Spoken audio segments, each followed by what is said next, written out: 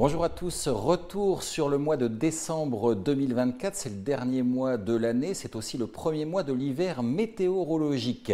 Alors il se caractérise par une relative douceur, c'est d'ailleurs le 7e mois de décembre d'affilée plus doux que la normale, ce qui témoigne bien du réchauffement climatique en cours. Concernant les précipitations, il n'est pas trop à l'image de 2024 qui a été une année très arrosée. Là, il était peu arrosé, on le verra, avec un déficit proche de 30% de précipitations. Et puis, il a été peu ensoleillé.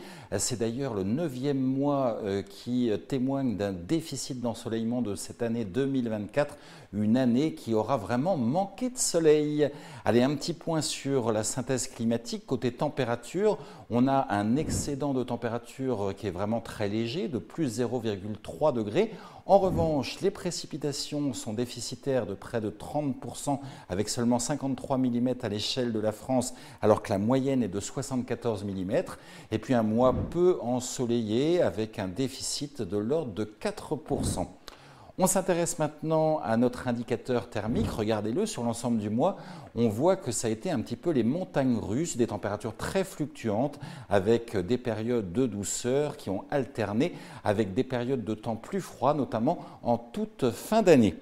Alors concernant maintenant les plus et les moins, les extrêmes de ce mois, côté température, c'est près des Pyrénées qu'il a fait le plus doux, à Pau un excédent d'1,4 degré, alors qu'au nord, avec le manque d'ensoleillement, les températures ont plafonné avec un déficit par exemple à Orléans de l'ordre de 1 degré. Concernant les précipitations, les extrêmes se sont concentrés près de la Méditerranée, avec beaucoup de pluie sur l'est de la Corse, à Bastia, un excédent de précipitations de l'ordre de 110%, alors qu'au contraire, à Nice, on a un déficit de 95%, avec seulement 4 mm au compteur.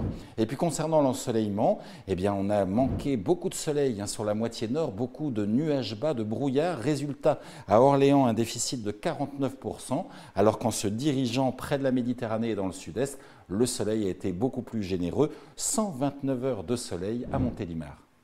Je vous propose maintenant de dérouler le mois de décembre avec quelques événements marquants et ce mois de décembre a débuté par une grande douceur. On a même battu des records de température le 1er décembre avec jusqu'à 24 degrés à Clarac en Haute-Garonne. Quelques jours plus tard, le passage d'une tempête qui était nommée Darag qui a apporté des vents violents sur nos côtes, la Manche, l'Atlantique, généralement entre 100 et 130 km/h. Et puis avec un flux qui s'est orienté au nord-ouest, il a beaucoup neigé sur les Pyrénées aux alentours du 10 décembre. On recueillait plus d'1 mètre de neige à la station de Cauterets à 2000 mètres d'altitude. Ensuite, le 13 décembre, ça a été un épisode de forte pluie qui a concerné la Corse et notamment la partie est de l'île où il est tombé jusqu'à 150 mm par endroit. Et puis un temps à nouveau bien agité à l'approche de Noël, c'était le 22 et 23 décembre, la tempête Énole qui a déboulé sur la France avec quelques records de vent qui ont été battus comme à hier avec 134 km/h. Et ça a donné beaucoup de neige en montagne, comme vous le voyez ici, en Haute-Savoie, avec parfois jusqu'à 1 mètre de neige fraîche. Et puis ça a été le grand calme après, à partir de Noël et jusqu'au jour de l'an, avec un anticyclone qui s'est étalé sur la France, beaucoup de grisailles sur les régions du nord, et puis un ciel un peu plus dégagé en montagne. Ça a donné d'ailleurs de très fortes gelées sur les plateaux du Jura et sur le Haut-Doubs, où on a observé jusqu'à -15, -16 degrés par endroit. Voilà pour ce bilan du mois de décembre. Rendez-vous le mois prochain pour débuter l'année 2025.